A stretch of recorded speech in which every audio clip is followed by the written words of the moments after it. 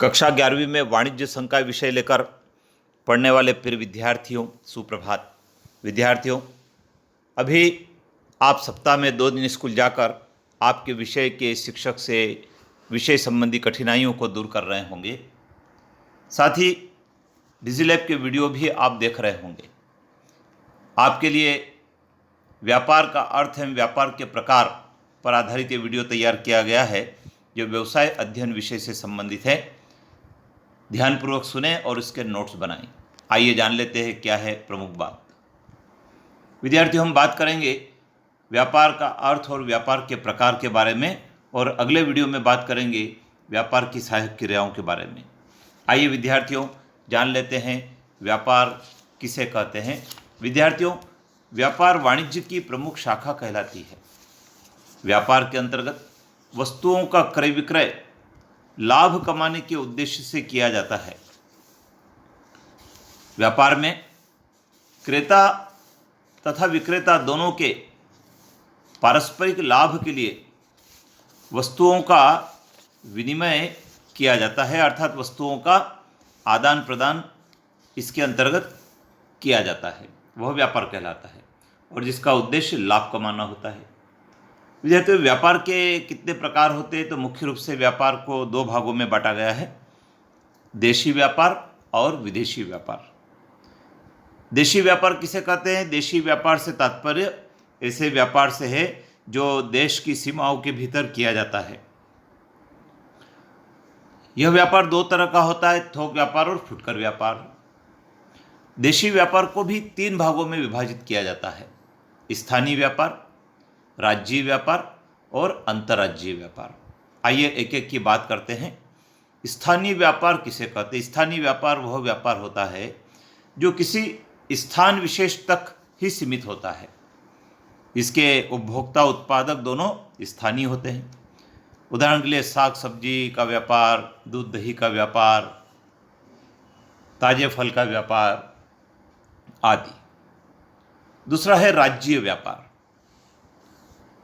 यह वह व्यापार होता है जो किसी राज्य विशेष की सीमा तक ही किया जाता है, जैसे इलाहाबाद, कानपुर, लखनऊ आदि नगरों के बीच होने वाला व्यापार, क्योंकि ये तीनों नगर उत्तर प्रदेश राज्य की सीमा के अंतर्गत आते हैं।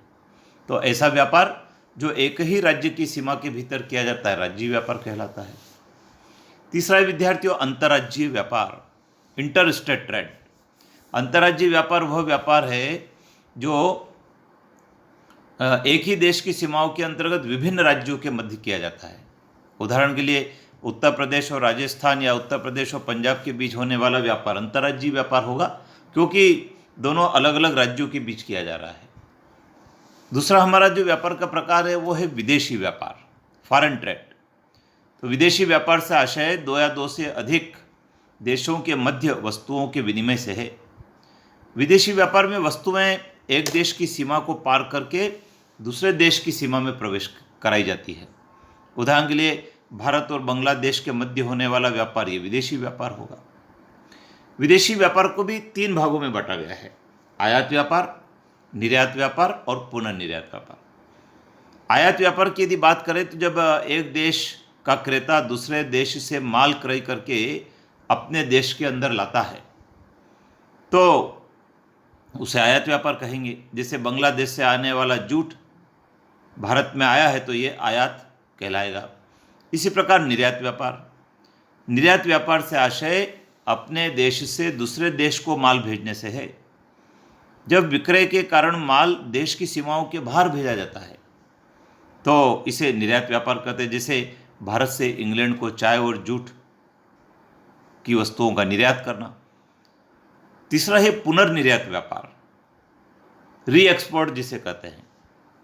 जब वस्तुओं को किसी एक देश से दूसरे देश में उपयोग करने के लिए नहीं, बल्कि उसे अन्य तीसरे देश को निर्यात करने के उद्देश्य से बुलाई जाती है, तो ऐसे व्यापार को निर्यात व्यापार, पुनर्निर्यात व्यापार कहते हैं।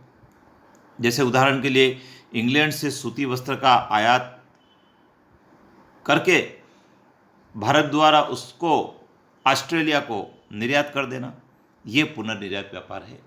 तो विद्यार्थियों, नोट्स बना लीजिए। आपके पास जो भी बुक है उस बुक से इसको एक बार पढ़ लें और बार बार आप सुनकर भी इसके नोट्स बना सकते हैं, जिससे कि जब आप विद्यालय में आएंगे तो आपकी कॉपी को जांच पाएंगे।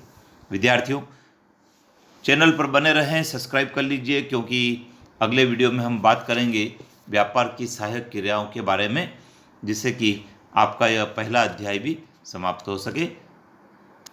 अपने मित्रों को भी बताएं और बेल आइकन को प्रेस करना नहीं भूलें, जिससे कि सबसे पहले आपके पास अगले वीडियो का संदेश पहुंच सके। जय हिंद।